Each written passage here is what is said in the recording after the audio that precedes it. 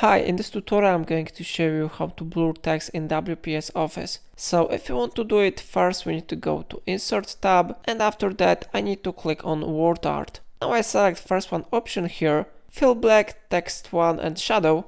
Then you need to type here a text which you want to blur.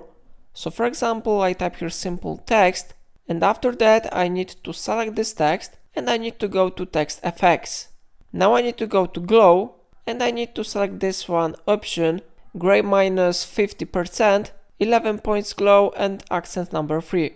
I click on it, then I click text effects again, and I go to more text effects.